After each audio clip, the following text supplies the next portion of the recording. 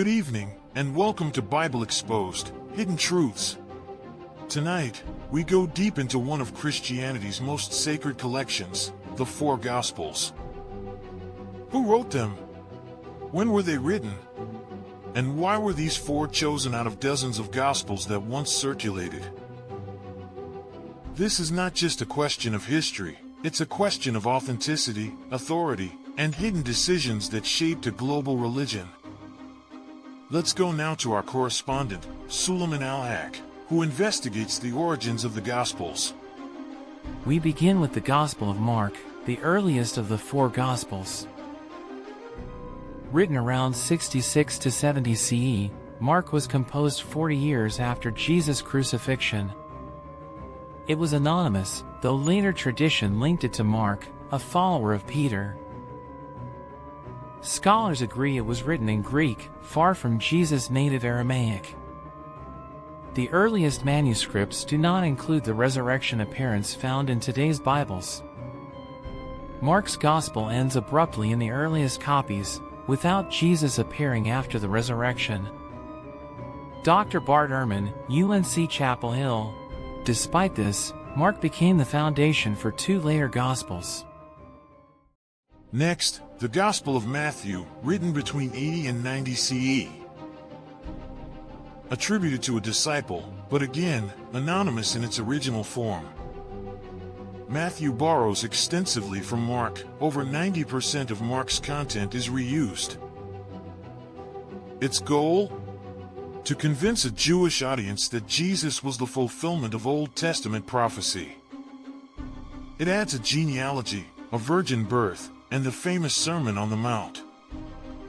Matthew is a theological document, not an historical biography. Professor Dale Martin, Yale University. Coming in third, the Gospel of Luke, likely written between 85 and 95 CE. The author claims to have carefully investigated everything but was not an eyewitness. Luke writes to a Gentile audience and introduces some of the most beloved parables, like the prodigal son and the Good Samaritan. Luke also launches a two-volume work, with Acts of the Apostles as its sequel.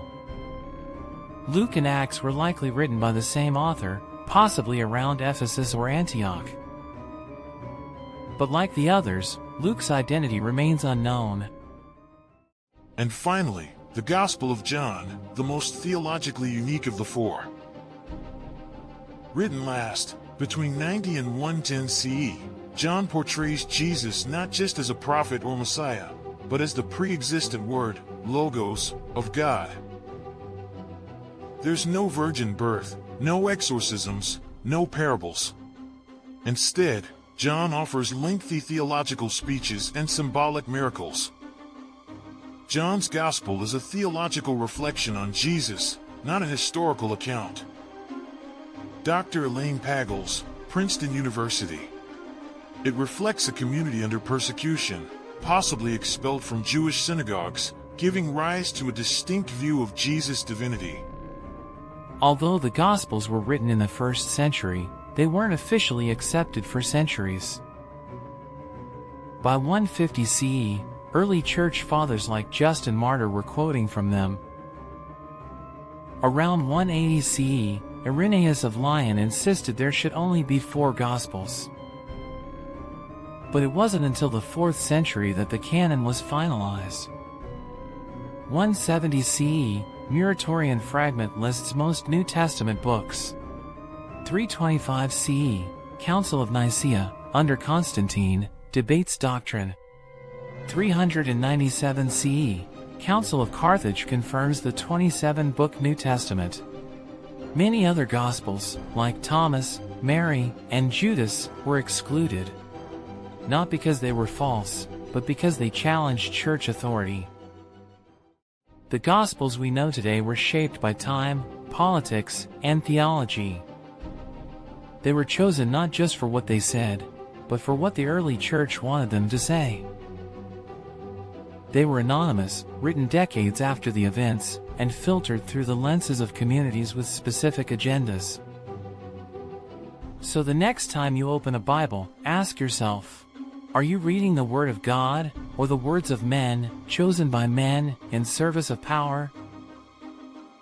This has been Bible Exposed, Hidden Truths. Like, share, and subscribe, and stay tuned as we continue exposing what history tried to bury.